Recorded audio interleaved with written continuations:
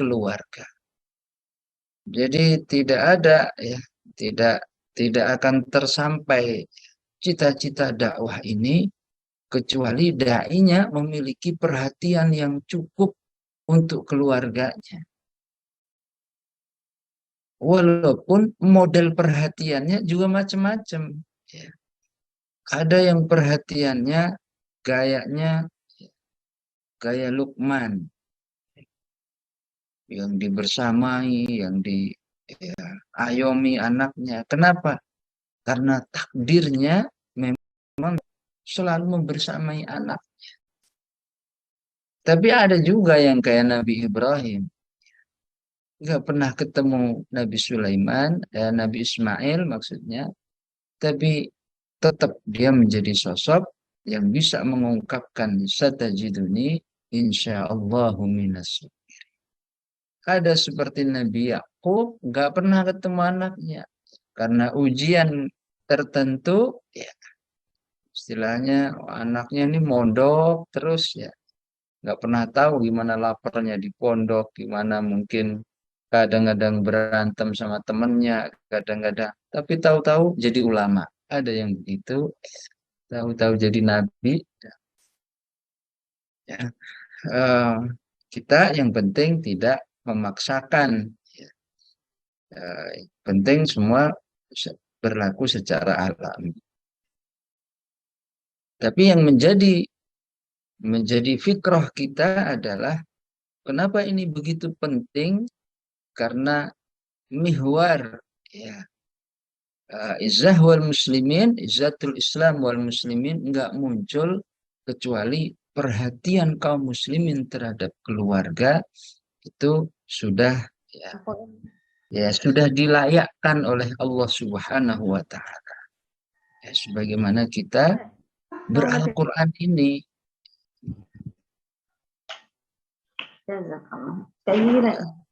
Karenanya ya, menggali ayat-ayat tentang keluarga itu harusnya ya sama seperti kita belajar fasoha, sama seperti kita belajar ilmu tajwid. Ya. Beneran apa nggak tahu bagaimana? Ini Al-Quran mengarahkan manusia itu dari proses penyiapan berumah tangga, dari proses menghadapi tantangan berkeluarga, terus sampai panjang, ya, dan menyiapkan semua kemungkinan yang terjadi.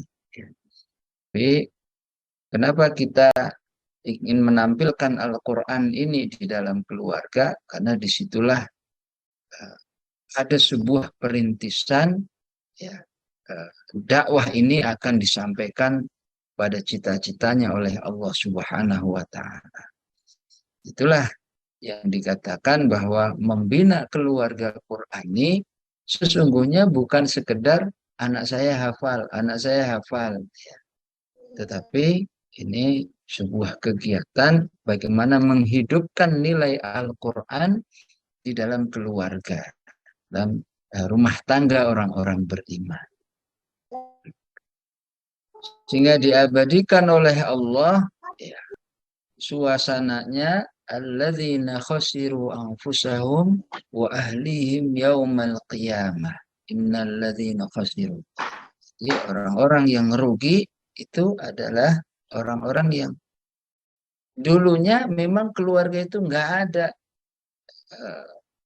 pembahasan-pembahasan tentang hari akhirat. Ya. Nggak ada tuh nilai Quran, nilai prestasi ukhrawi, sehingga itu sebenarnya seberapapun suksesnya keluarga itu tetap Allah mengatakan ala dzalika wal khusranul mubin. Itu ya, adalah kerugian yang besar walaupun orang memandangnya beruntung. Ya, siapa yang membangun Al-Quran di dalam keluarganya, aslinya dialah yang paling beruntung. Sebagaimana Al-Quran ketika hidup dalam keluarga itu, ya, Allah membalasnya dengan sekeluarga masuk surga. Jannatu adni yadkhulunaha wa man salaha min abaihim wa azwajihim wa dzurriyyatihim. Sebagian mufassirin menyampaikan atau uh, mengungkapkan tafsir ayat ini bahwa kesolehan di dalam satu keluarga itu mengangkat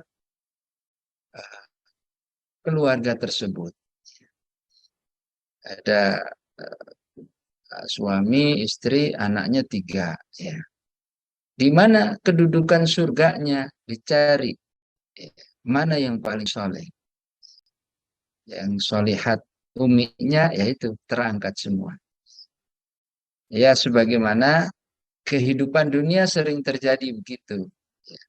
Yang dapat prestasi sih ayahnya yang kerja, ya.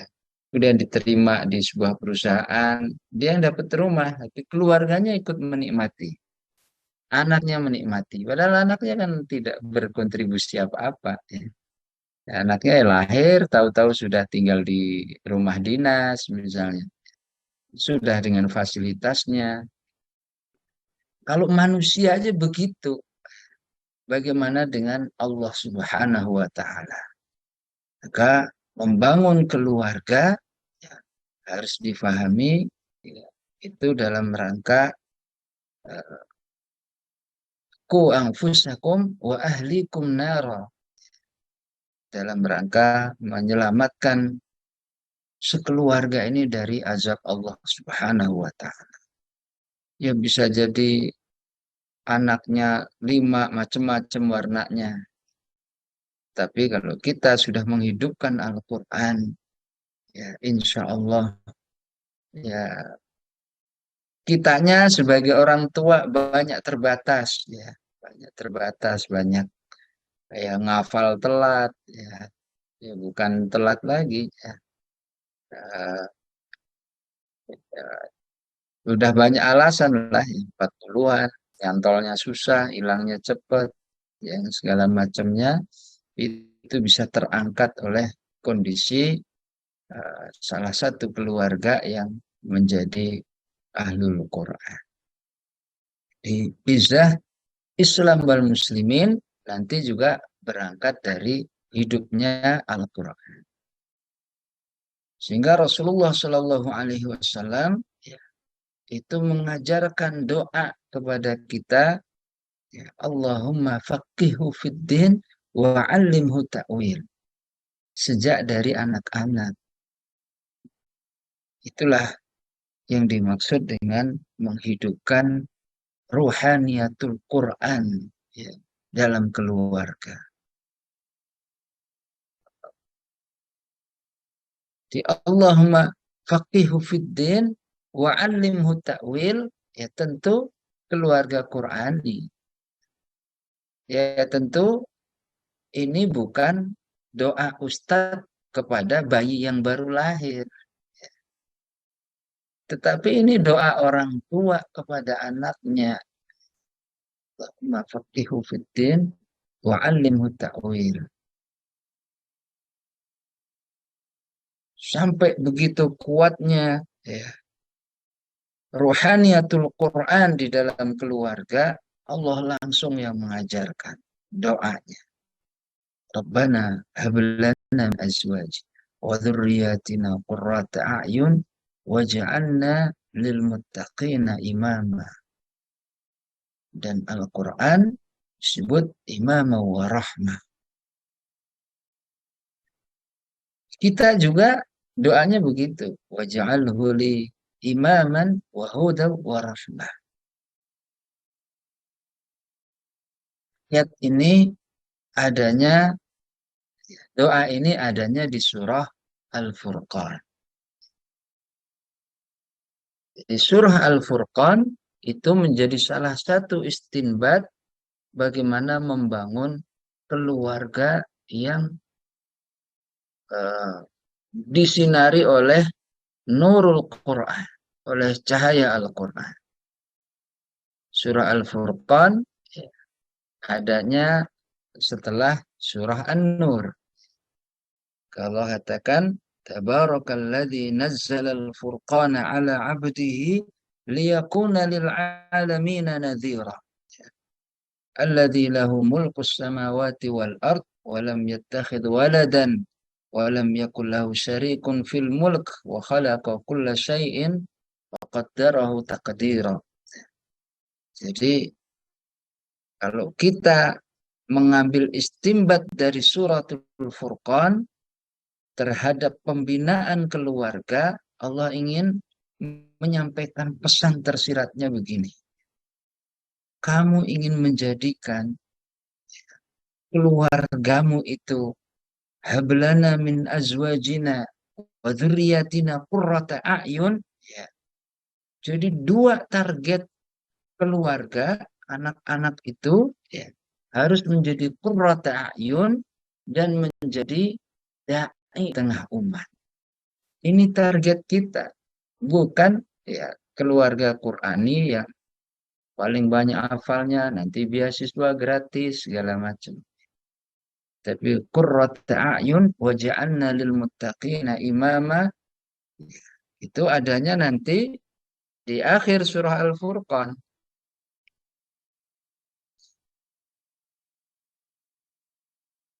Yang awalnya ya,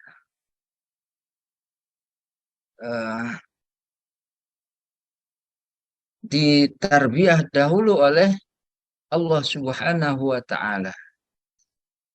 Diarahkan oleh Allah untuk memperbanyak bertaamul dengan Al-Qur'an.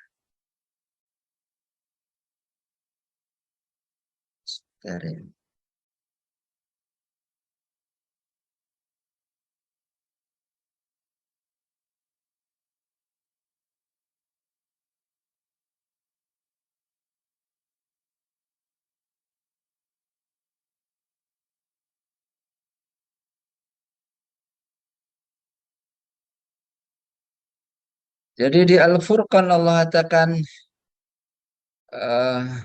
sifat ibadur rahman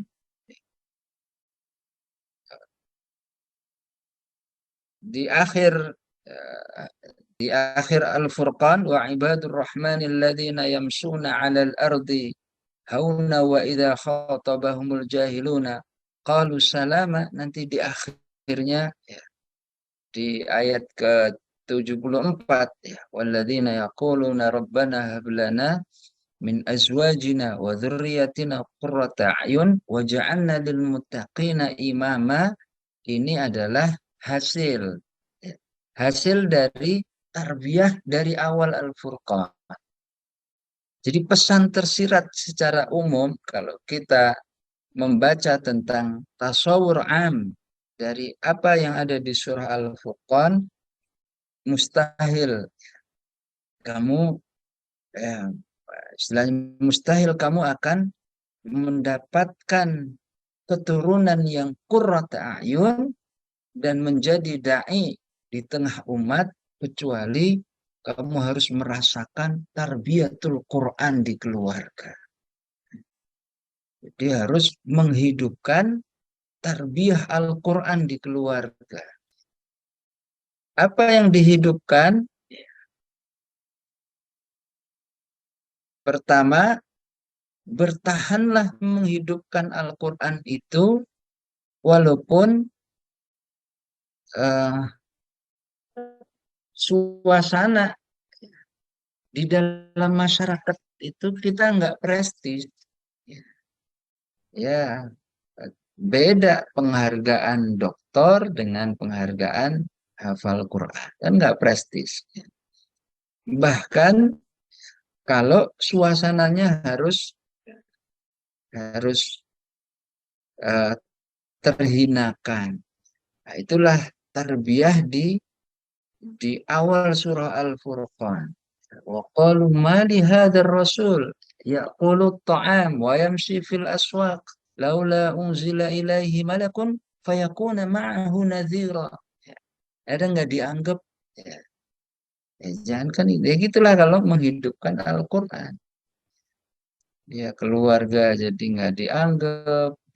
Jadi yang ingin dibangun oleh Allah Yang pertama, ya, yakinlah bahwa ketika kamu menghidupkan keluarga Qur'ani, itu kamu sedang bersama Allah.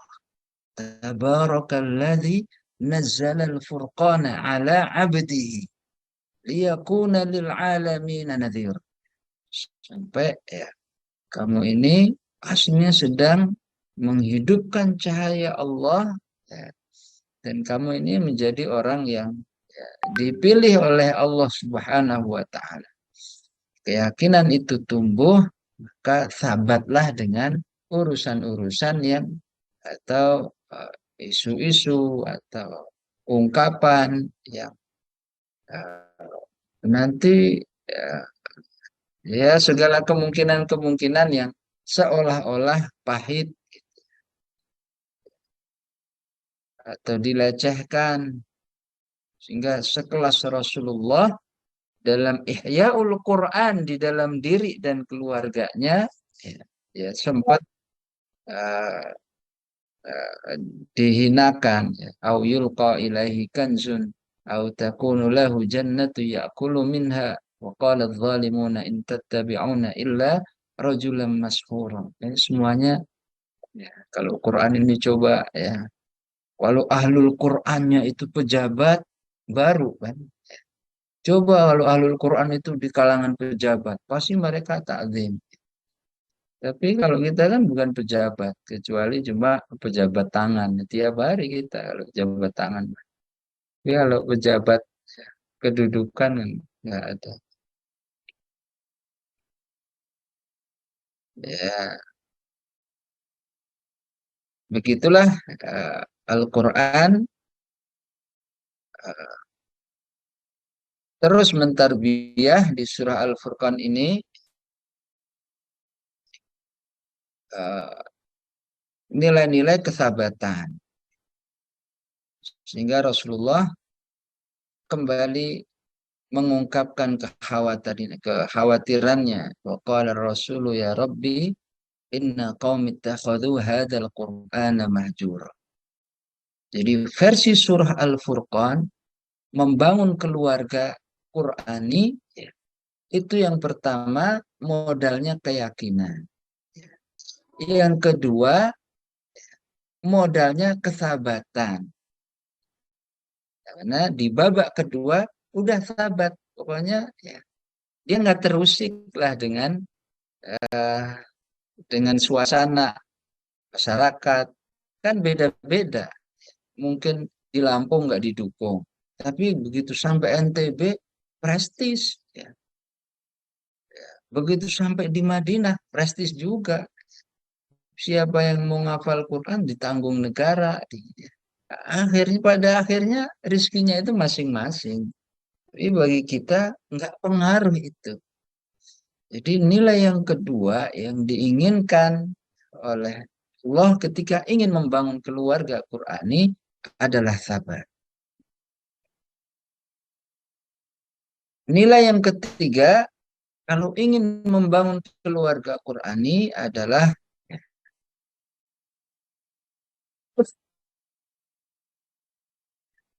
menumbuhkan suasana Al-Quran dalam kondisi apapun. Istilah ayatnya apa? Qala Rasulu ya Rabbi inna qaumi ittakhadhu hadzal Qur'ana mahjura. Istilah kita uh, lagi riklah, ya, sempatkan ya barang sebelum riklah tilawah dulu. Pokoknya Al-Quran ini harus menjadi agenda, eh, yang diihtimami. Qala Rasulu ya Rabbi inna qaumi ittakhadhu hadzal Qur'ana mahjura. Karena kalau nggak diihtimami, ini menjadi kekhawatiran Rasulullah Shallallahu Alaihi Wasallam. Ya, apakah di kisah-kisahnya, ya, Usaid bin Khudair itu selalu tilawah bareng anak-anaknya. Ada namanya As'ariyin yang dikenal dirizkikan oleh Allah suara-suara yang bagus. Suara seperti suara serungnya Nabi Daud ya. Karena Bani Asy'ari atau Asy'ariyin ya, itu dari Yaman sampai sekarang ini ya, kalau Yaman itu sholawatan apa itu emang memang dari sana ya, dan terkenal suaranya bagus-bagus ya. Kita kenal apa lagu misalnya Qamarun, nah gitu ya. Nah itu Yaman itu aslinya. Yang membuat syair itu aslinya salah seorang sahabat Rasulullah SAW, penyair ya, yang sudah tua rentak, tapi dia sering bersair. Awal dari syair itu beliau yang buat, kemudian ditambahkan. Nah, Asy'ari ini dikenal ya, sangat menjaga proses ini, sangat menjaga kekhawatiran Rasulullah yang ada di surat Al-Quran. Jadi kalau sudah ba'da maghrib, ya, lu sudah ba'da maghrib, itu suasananya menjadi kayak lebah. Pokoknya ngaji di Sondi. Itu suku Asy'ariyin karena mereka ngeblok. Di zaman Rasulullah, suku Asy'ariyin tuh ngeblok. Rumahnya kayak buat begitu, komplek atau klaster sendiri. Itu suku Asy'ariyin karena Abu Musa al-Asy'ari ketika balik dari Yaman, bukan balik ya, karena ke Madinahnya emang saat peristiwa Khaybar, ya, sekitar Khaybar itulah. Ya. Jadi peristiwanya kan dimulai dari Sulhul Hudaybiyah, itu bulannya mirip lah, berdekatan lah, 2 bulan atau 3 bulan di tahun ke-7 Hijriah. Sulhul Hudaybiyah, kemudian ada pulang tuh nggak istirahat, langsung Khaybar, belum istirahat dari Khaybar langsung pergi ke Dzatur Riqa. Ya. Dari situlah ya, Ja'far bin Abi Thalib ya, baru aja ketemu Rasulullah. Ngobrolnya di mana? Di medan Khaybar. Jadi memang nggak istirahat ya. Baru pulang dari tadinya mau umroh ya, kemudian eh, justru terjadi sulhul Hudaybiyah, balik ya. Balik belum istirahat, ada peristiwa Khaybar. Ya. Nggak pernah istirahat mereka.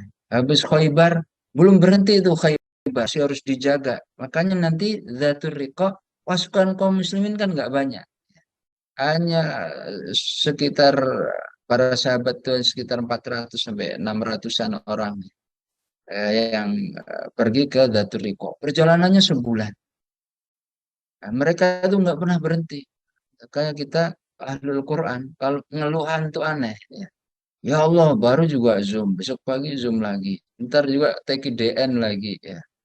TKDN baru penutupan, udah dihidangkan kegiatan lagi. Ya Rasulullah begitu. Jadi Ahlul Quran itu kayak nafasnya itu kadang-kadang tersengal-sengal, ngos-ngosan, tapi nggak pernah berhenti amalnya. Ya, bertubi-tubi gitu. Itu masih dalam bulan yang sama ya. Atau 2 bulan yang beriringan. Nah, dalam kondisi seperti itu, Asy'ariyin masih menghidupkan Al-Quran di keluarganya. Sehingga ini dibanggakan oleh Rasulullah SAW. Kemudian langkah ini, suasana ini, ya, kemudian Rasulullah mengatakan, ya, Inna lillahi ahlin, ya, untuk sesungguhnya Allah punya keluarga. Ya. Siapa keluarga itu? Ya, ahlullah, ahlul Quran, ahlullah wa khaswati. Itu ya, karena melihat suasana dari keluarga Asy'ariyin, ya, Abu Musa al-Asy'ari. Dan ketika balik kan bawa 70 orang, mereka ngeblok ya, punya kompleks sendiri. Situ mereka bertetanggaan. Para sahabat ghibtah semua. Kalau begitu mereka keluarga Allah. Ya, kami mau juga. Ke situlah ya, di Madinah saat itu ya, sampai di zaman tabi'in, ya, itu kalau sudah ba'da maghrib, mereka akan mendengar suara-suara orang baca Al-Quran. Dan kalau usia kita lahir di 80-an sih masih mengalami itu ya. Ba'da maghrib tuh ya, banyak orang mengaji. Ya, kecuali antum antuna lahir 90-an. Wallahu alam masih nemu enggak. Karena ya salah satu dampak negatif ya televisi masuk desa ya, itu pada maghrib diganti sinetron, diganti apa itu Brahma Kumbara, diganti apa segala macam gitu. Al-Quran menjadi tidak menakjubkan lagi.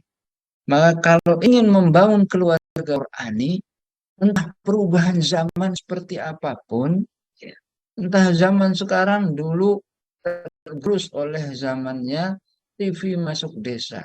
Setelah itu tergerus oleh zamannya internet masuk desa. Sekarang begitu mudahnya. Tapi kita prinsip yang ketiga ini dijaga betul. Ya. Bahwa Al-Quran itu kalau kamu ingin ya membangun keluarga Qurani, pola-pola begitu tidak boleh ya menjadi sebuah hambatan. Tetap saja ada suasana Al-Quran yang selalu hidup. Itu pendekatan surah Al-Furqan. Kemudian eh, prinsip atau membangun keluarga Qurani ya, yang keempat berarti adalah menikmati prosesnya.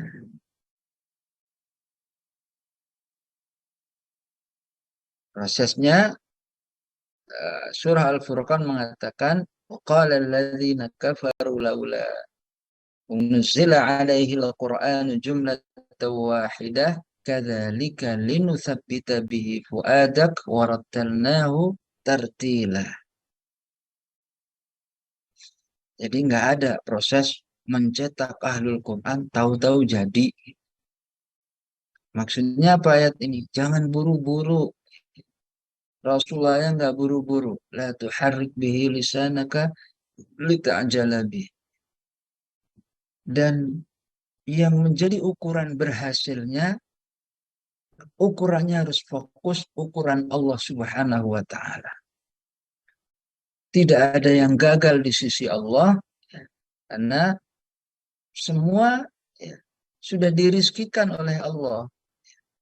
Tapi ketika kaum muslimin ini bareng, semua ingin menghidupkan Al-Quran di keluarga. Nanti bisa jadi yang dipilih adalah ya, jadi dipilih menjadi ulama Quran, bisa jadi kalau hari ini yang Zoom ini ada 257, bisa jadi tiga, ya. Tiga dari 257, bisa jadi 10. Tapi kan ini dilakukan bersama-sama. Kemudian menjadi eh, eh, apa, mengembalikan isah umat, ya, menyampaikan Al-Quran lebih luas lagi. Merintisnya ini bersama-sama, semua keluarga. Atau bisa jadi 10. Jangankan, bisa jadi anaknya 10. Tapi yang jadi bisa dalam arti hafal gitu ya. Atau fokus terhadap tafakuh fiddin. Atau bisa jadi yang diinginkan anaknya. Anaknya 3 sampai dewasa, soleh semua. Tapi nggak ada yang jadi hafal Quran. Ternyata yang ditakdirkan nanti cucunya. Bahasnya ini tahun 2023. Terrealisasinya nanti kalau antum punya cucu. Bisa jadi. Jangankan kita, keluarga Imron, ujiannya itu. Pengennya seorang laki-laki yang menjaga Masjidil Aqsa. Bahkan sampai bernadar. Kalau yang sudah sesoleh itu, kan banyak keluarga soleh kan.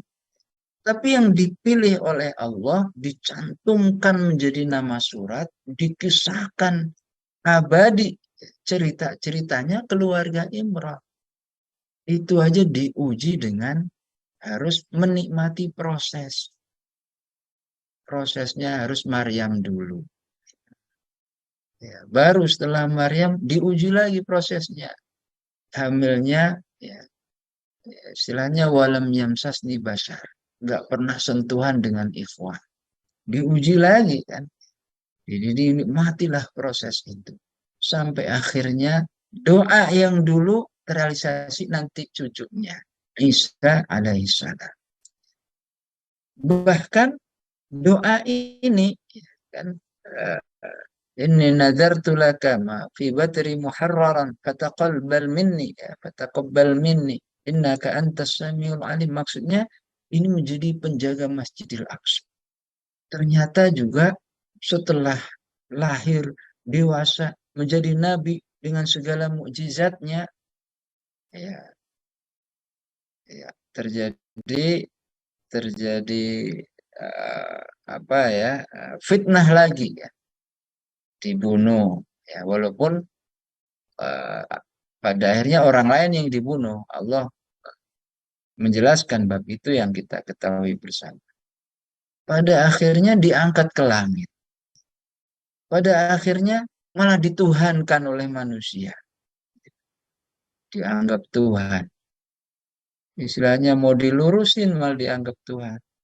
Tapi doa ya tidak diabaikan oleh Allah Subhanahu wa taala, karena pada akhirnya di akhir zaman benteng terakhir Masjidil Aqsa yang menjaga adalah Nabi Isa alaihissalam. Ya, pada akhirnya begitu. Saat kaum muslimin di mana-mana sudah lemah semua, nggak ada yang bisa menjaga Islam dan kaum muslimin. Saat itu kaum muslimin cuma ada dikepung di Masjidil Aqsa oleh Dajjal dan seluruh sekutunya. Ternyata doa yang dinazarkan punya keturunan laki-laki yang menjaga Masjidil Aqsa nanti dibuktikannya di akhir zaman. Doanya dulu sebelum Rasulullah. Bahkan wallahualam kita juga nggak mengalami itu. Itulah proses yang diingin. Saat itu ya Imam Mahdi memimpin sholat subuh, ya. Bahkan Imam Mahdi merasa nggak sanggup ini melawan Dajjal. Ya. Semua kaum muslimin semuanya ya, beristighotsah malam itu. Banyak semua bersama Al-Quran. Ya, pada akhirnya doanya terkabul. Nabi Isa hadir memimpin penaklukan dan membunuh Dajjal. Laknatullah alaih. Ya, begitu. Prosesnya dinikmati. Apalagi beral-Quran. Jadi temanya sih indah banget. Membentuk keluarga Qurani. Pengennya 5 tahun selesai. Pengennya ya anaknya ya semua. Ya nggak harus begitu. Yang penting semua menghidupkan Al-Quran. Adapun nanti ya, ketika diberikan rizki oleh Allah anak ini, ya Allah yang satu mudah banget nih, suruh ngaji manut, suruh murojaah manut, yang satu ya Allah dimarahin udah, ya dicubit udah, apalagi dirayu-rayu udah, dikasih hadiah udah, ya semua udah dilakukan, ya pokoknya bawaannya kalau sama Quran nggak tertarik aja. Giliran ayo pergi apa urusan lain semangat banget ya. Bentar lagi ngaji ya, pucat. Ya, ada ya begitu. Ya udah kita sabari hal-hal yang gitu. Karena semua berproses. Termasuk proses di dalam pembinaannya. Jangan buru-buru. Karena kalau kita langsung seolah-olah kalau sudah hafiz di umur 15 tahun jadi kebanggaan, ya itu juga menjadi kehati-hatian. Karena eh, semuanya belum jaminan apa-apa. Dan banyak ya ketika kita tidak sabar terhadap proses, ya merasa itu sudah berhasil, akhirnya eh, di diuji dengan hal lain oleh Allah Subhanahu wa taala. Nauzubillah ya, bersama Al-Qur'an tapi tidak ya apakah suluknya dan lainnya belum sesuai dengan yang diinginkan. Itulah jika proses ini sudah dinikmati, ya, hasilnya diserahkan kepada Allah Subhanahu wa taala, terakhirnya doa. Alladzi walladzina yaquluna rabbana hab lana min azwajina wa dzurriyyatina qurrata a'yun. Lalu doa waj'alna lil muttaqina imama. Proses membangun keluarga Qurani, ya, anaknya menjadi qurrata a'yun dan menjadi kedua bagi para doa di jalan Allah Subhanahu wa taala, yang mengangkat diri kita, ya, sebagai keluarga, dan cita-cita ini hari ini hilang dari kaum muslimin. Jadi ini yang membuat kita kenapa mengangkat tema ini, karena cita-cita ini sulit didapatkan. Kaum muslimin kalau cita-cita anak jadi dokter banyak, anak jadi dosen banyak, anak ayah sabuna annama, ya, numidduhum bihi min mali wa banin. Istilah ayat yang lain, famalahum anit tadhkirati mu'ridin. Ya, semua. Tapi kalau mencita-citakan, ya, dzurriyyatina qurrata a'yun waj'alna lil muttaqina imama, inilah krisis kita hari ini. Guru Qur'annya juga krisis juga bab ini. Ya. Apa yang akan kita berikan kepada umat. Ya, semoga, ya, ini pengantar tentu, ya. Pengantar aslinya ya belum di materi, ya, artinya nanti kalau mau teknisnya bisa dengan kekuduaan, ya, orang tuanya, bisa dengan doa, bisa dengan menampilkan suasana, bisa dengan reward, bisa dengan, yang jelas nggak boleh reward 100%, ya. Harus ada apa, muaqabah, punishment. Eh, atau nggak boleh juga muaqabah semuanya, nggak ada rewardnya, nggak boleh. Jadi, ya, saat-saat kapan yang tepat secara psikologis segala macam ya boleh dikaji, tapi di pertemuan singkat ini kita ingin mengembalikan fikrah ini, fikrah bahwa kaum muslimin sedang krisis pada bab ini, fikrah bahwa Al-Quran mengajarkan bab ini begitu banyak, ya. Dan insya Allah kalau ini hidup, dengan sendirinya nilai-nilai yang diinginkan oleh Allah hidup di dalam kehidupan kita. Dengan sendirinya insya Allah membawa kepada apa yang dicita-citakan oleh uh, manusia, oleh dai dan segala macam. Wallahu a'lam bishawab. Sallallahu ala sayyidina Muhammad wa ala alihi wa sahbihi wa barakatuh. Masya Allah, jazakallah. Riyadhus Shalihin. Kalau tadi poin pentingnya, ya, kenapa tema ini diangkat adalah kaum muslimin pada hari-hari ini mengalami krisis ini, ya, membangun keluarga Al-Quran. Dan tadi poin yang bikin sama-sama kita catat, ya, kenapa menjadi urgen tema keluarga ini, karena memang dari keluarga itu menjadi tempat produksi nilai-nilai kebaikan untuk umat, gitu, ya, insya Allah. Dan tadi kita juga ketika Allah mengingatkan, Allah memilih keluarga Ibrahim dan keluarga Imran, yang dari semua keluarga, ternyata dari keluarga Ibrahim ini lahir doa yang akhirnya melahirkan Rasulullah, dan dari keluarga Ibrahim ini juga doa, Ustaz, ya, melahirkan Nabi Isa, yang kedua Nabi dan Rasul tersebut sangat berperan penting, ya, di akhir zaman, insya Allah. Tapi Ustaz, apakah ada tanya jawab, Ustaz? Ya, Ya. Saya Asatidz Ustazah, monggo diberikan kesempatan untuk menyampaikan, ya, pertanyaan seputar tema yang tadi dibahas oleh Ustaz Riyad, yakni membangun keluarga Ahlul Quran, ya. di tengah situasi kita hari ini.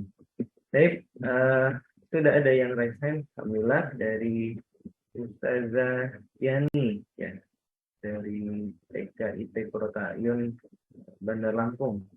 Tafadhali Ustazah Yani. Baik Ustaz, Assalamualaikum warahmatullahi wabarakatuh. Waalaikumsalam.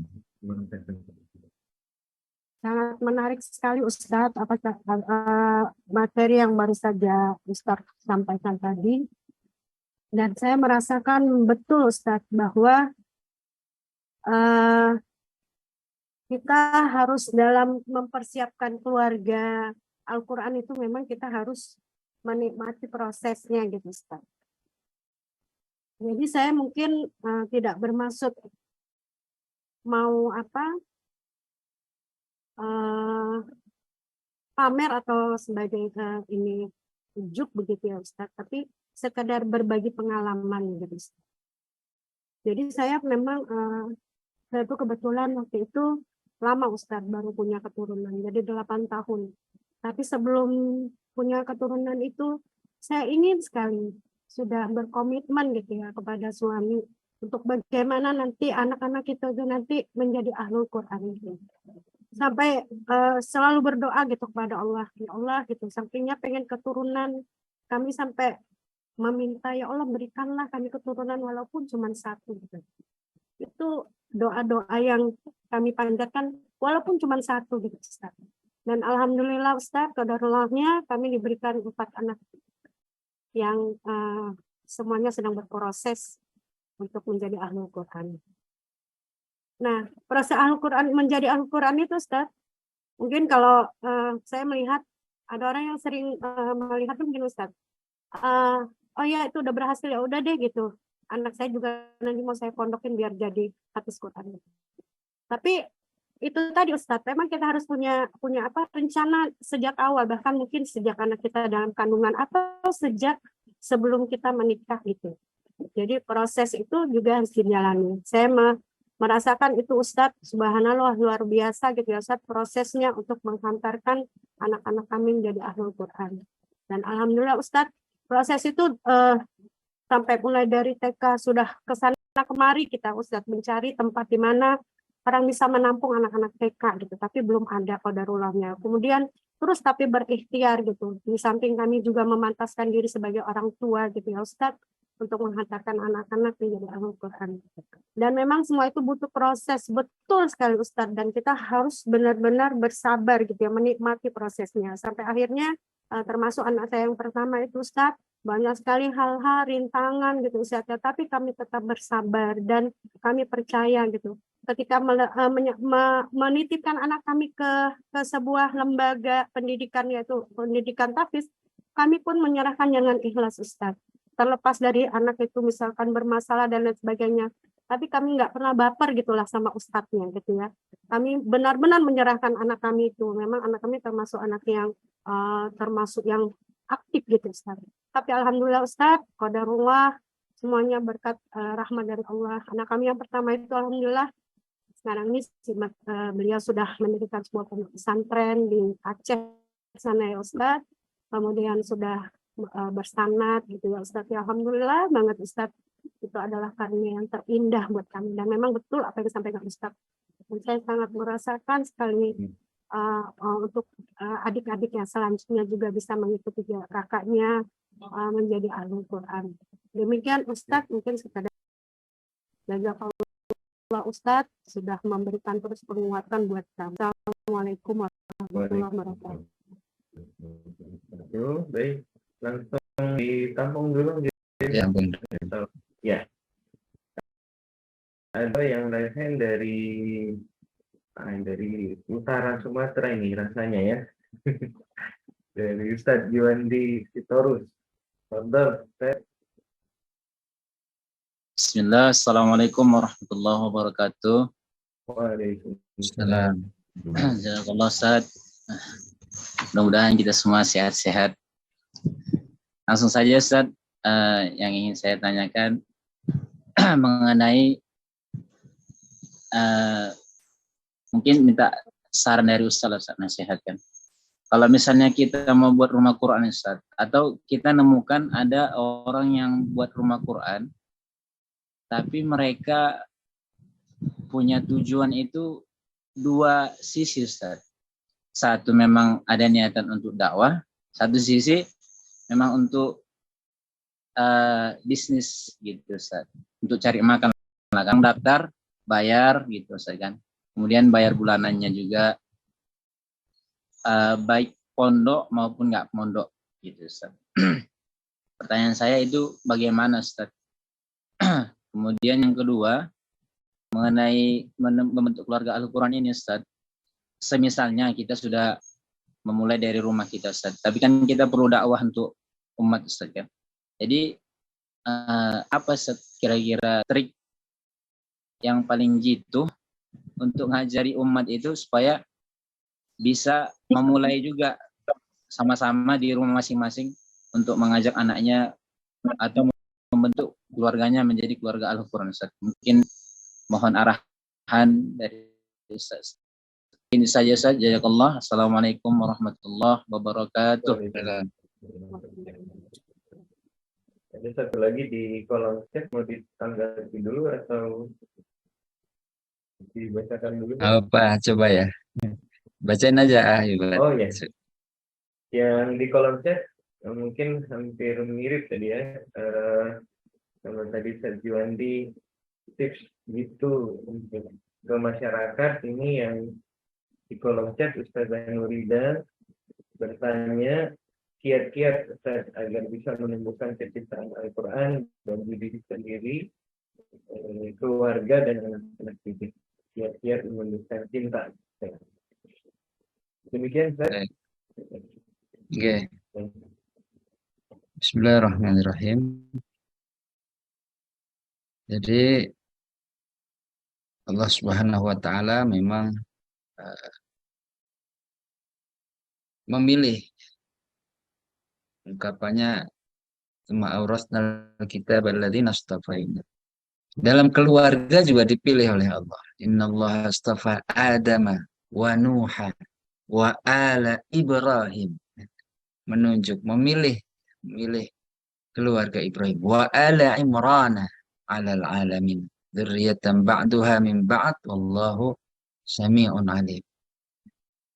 Maka tentu dari Bu Yani, Ustazah Yani, insya Allah juga termasuk innallaha astafa ini. Pilih oleh Allah Subhanahu wa taala. Semoga ini menjadi ya. Yang sebelumnya juga mirip kan. Kalau keluarga Imran, apa keinginannya? Idh qalat imra'atu Imrana rabbi inni nadartu laka ma fi batni. Ya. Istilahnya kalau ibu tadi, ya Allah berikan saya keturunan lah, walaupun cuma satu. Walaupun istilah Allah kasih 4 kan. Istilahnya mirip. Idh qalat imra'atu Imrana rabbi inni nadartu laka ma fi batni muharraran. Kabulkan ya Allah, fataqabbal minni. Sudah. Habis baterainya, bentar ya.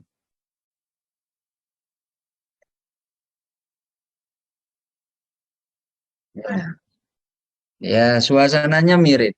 Makanya semoga hasilnya juga Allah miripkan ya. Ya, kemudian ya aslinya memang prosesnya idealnya dimulai bahkan sejak sebelum menikah. Kalau saya pernah cerita tentang Salahuddin Al-Ayyubi, itu lahir perencanaannya dari sejak orang tuanya pengen nikah. Jadi pengen nikah itu nggak macem-macem. Apa kriterianya?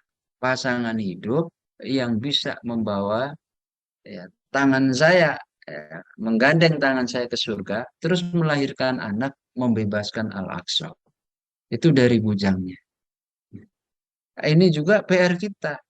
Fikroh-fikroh seperti ini hampir sulit. Ya. Anak-anak sekarang nyarinya pakai Facebook, nyari jodoh pakai kayak Ya pakai jual tampang gitu ya, nampang dulu. Siapa tuh ada yang ngetek, siapa tahu ada yang ada.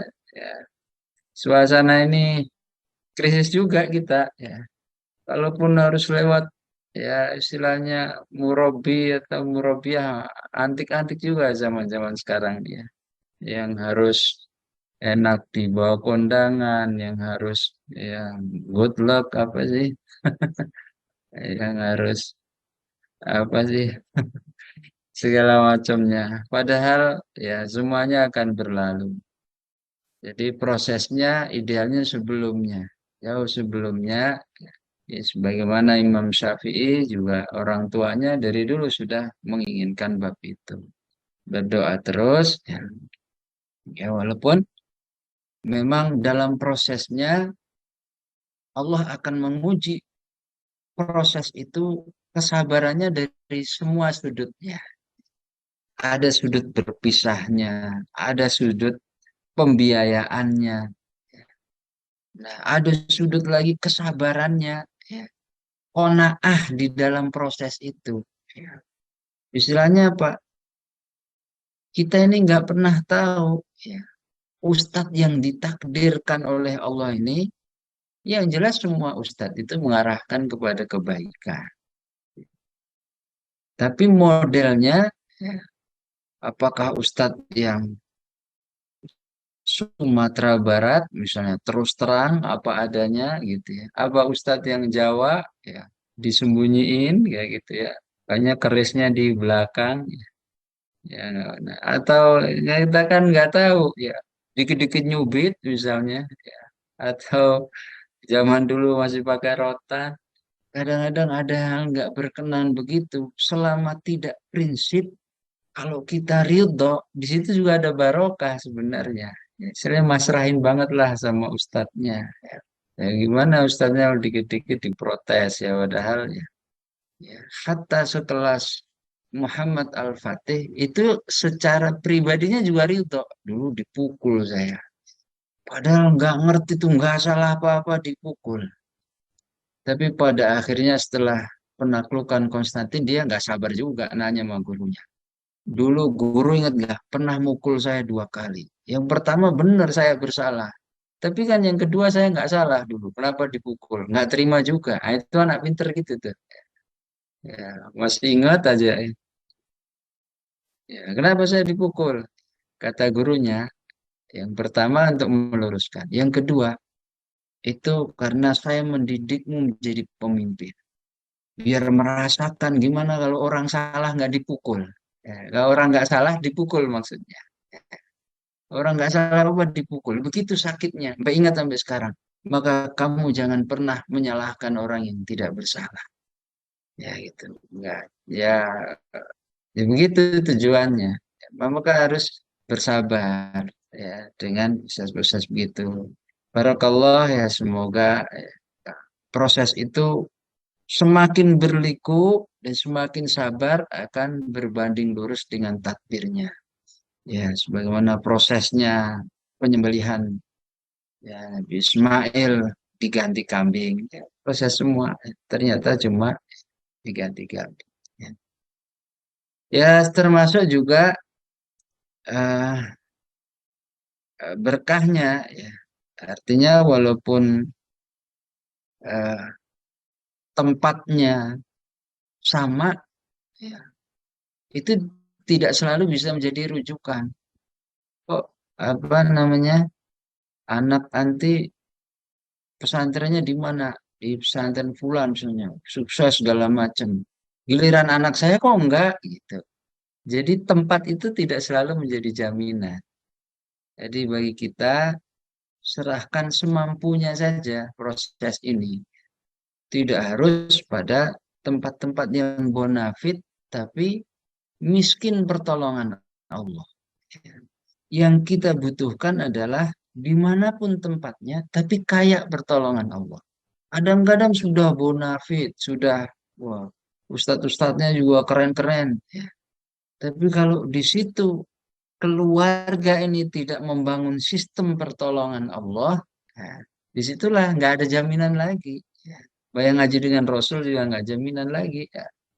Ya, walaupun kalau mampu tentu silakan sebagai sebuah ikhtiar yang sifatnya ijtihadi, ya kita berada di memilih tempat-tempat yang bagus ya, supaya proses semakin menunjukkan ikhtiar kepada Allah Subhanahu wa taala. Kemudian kalaupun ada lembaga yang memiliki dua niat, ada niat dakwahnya, ada niat bisnisnya. Pertama, ya, tetap dengan kehati-hatian bahwa dakwah itu aslinya la as'alukum alaihi ajra. In hiya illa 'ala alladhi fatarani. Afala ta'qilun. In ajriya illa 'ala Allah. Aslinya gitu. Tidak ada pengenan apa-apa terkait fundraising. Artinya biarlah itu berjalan alami saja. Ya, takdir-takdir seperti itu. Tapi kalau ada yang menyatukan itu, ya kita juga tidak menuduh, wah ini berarti nggak ikhlas. Ya belum tentu. Jadi karena ya, dia ingin membangun sebuah sistem bahwa hasilnya kan juga kembali kepada umat. Atau dia sedang ingin mengajarkan umat. Kalian nih kalau sama apa istilahnya ya perhatian terhadap guru-guru selain Al-Quran begitu ada gitu ya. Riklah ada duitnya, bayar les apa ada duitnya. Di dalam Quran ngabang jadi nggak ada. Tiba-tiba aja bayar untuk Quran nggak ada, tiba-tiba begitu. Kalau untuk riklah ada. Bisa jadi lembaga tersebut sedang mengajari umat bab itu. Ya, walaupun tetap Pak, niat itu ada di hati. Ya, la hita ba'dal fatah. Lakin jihadun wa niyah. Ya, bisa jadi begitu. Kalau memang benar, tentu kita tidak bisa menilai. Ya, yang hanya bisa menilai Allah. Kalau memang benar, dia menggabungkan dua hal itu. Saya dakwah, tapi kan juga saya untuk bisnis. Kalau memang itu benar, ya biarlah kita menganggap mudah-mudahan itu menjadi proses. Sebagaimana nggak ada amal itu yang tiba-tiba ikhlas. Kita sebagai manusia melihatnya dari luar, pokoknya harus husnudzon. Tapi kalau itu benar, biarlah jadi penilaian Allah. Kemudian kita tetap mengatakan semoga itu menjadi proses sebagaimana nggak ada hati yang tiba-tiba khusyuk, hati yang tiba-tiba ikhlas. Ya, dia memproses itu ya, sehingga satu saat ya, dia akan eh, diproses secara alami dan diniatkan menjadi dan diikhlaskan hatinya, walaupun itu akan menjadi sulit justru ketika lembaga itu menjadi besar. Yang sudah ikhlas aja, ketika lembaga menjadi besar, bisa terkikis tuh keikhlasannya. Apalagi yang dari awal niat lain, kemudian lembaganya besar. Ya. Makanya terjadi nanti gontok-gontokan pengurusnya. Disitulah perlunya Rasulullah mengatakan ta'allamah wa'allam.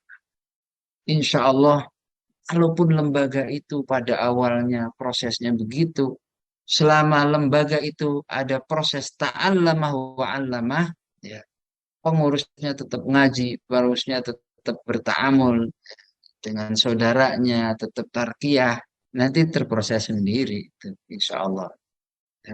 Dan Allah yang insya Allah menjaganya. Ya, menjaga masyarakat, ya mengajaknya sesuai dengan kapasitas kita. Allah insya Allah mengukurnya dengan siapa diri kita. Kalau kita seorang pejabat sih enak, gimana nih cara yang paling trik yang paling jitu? Gampang kalau jadi pejabat ya. Tinggal tulis surat tanda tangan. Semua karyawan setiap habis sholat, setiap terdengar azan, ya wajib segera berangkat ke masjid. Setelah sholat wajib tilawah Quran 2 halaman. Tanda tangan direktur. Selesai itu, efektif itu. Ya, jitu. Kalau antum kepala sekolah, jitu itu. Semua guru-guru, setiap adzan nggak boleh ada yang mengajar, nggak boleh ada yang di kantor. Ya. Kantor dijaga satpam, semuanya sholat. Tidak boleh kembali ke kelas, tidak boleh makan siang ya biasanya. Habis sholat dan makan siang, sebelum tilawah 2 halaman. Efektif karena kita kepala sekolah. Adapun kita, Allah takdirkan nggak jadi apa-apa. Ya. Ya, di masyarakat ya biasa aja. Yang ada malah kita pendatang misalnya. Ya, gunakanlah ya, cara efektif. Efektif itu tidak harus singkat, ya. Tapi efektif itu mengakar. Kalau mau singkat gampang, antum ngajuin proposal, ajuin ke Ustadz Ibad. Ya. Soal ya cair lah, barang 200 juta mah. Pokoknya yang ngaji saya kasih uang nih. Nah, itu tapi itu nggak efektif namanya. Ya. Efektif itu maksud kita adalah sukses mentarbiah dengan Quran. Caranya gimana? Yang paling efektif adalah kita memberikan kemanfaatan bagi saudara kita. Manfaat dulu kita buat tetangga, manfaat dulu. Jadi ya ketika kita memberikan manfaat ilmu, ya, manfaat amal, ya kalau kita pendatang, nggak ngasih apa-apa, tidak juga memberikan senyum, memberikan perhatian, itu nggak mengakar. Tapi kita ingin ya membangun masyarakat itu ya, kalau kita tinggal dia tetap ngaji. Itu efektif namanya. Walaupun Nabi Musa diuji bab itu, ditinggal 40 hari nggak ngaji lagi, malah udah nyembah patung, padahal baru 40 hari. Ya. Nabi Musa diuji itu. Artinya secara hasil udah serahkan kepada Allah. Tapi Rasulullah hasil menanamkan ini. Rasulullah meninggal. Ya. Dipanggil oleh Allah sampai bertahun-tahun.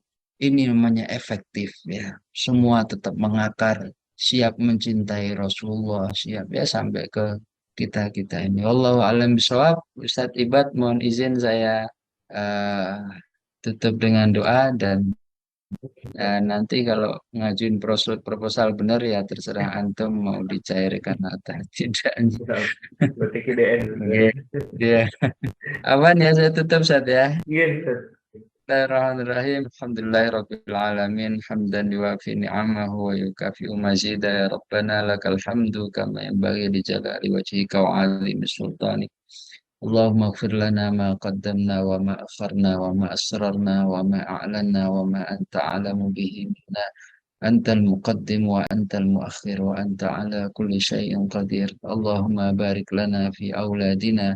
اللهم بارك لنا في أموالنا اللهم بارك لنا في أزواجنا اللهم حبب إلينا الإيمان والإسلام والقرآن وكره إليهم الكفر والفسوق والعصيان وجعلنا وإياهم من الحافظين والحافظات والراشدين والراشدات والقانتين والقانتات والمجاهدين والمجاهدات ربنا آتنا في الدنيا حسنة وفي الآخرة حسنة وقنا عذاب النار اللهم صل وسلم على سيدنا محمد وعلى آله وأصحابه أجمعين. Assalamualaikum warahmatullahi wabarakatuh. Waalaikumsalam. Izin, saya Waalaikumsalam warahmatullahi wabarakatuh.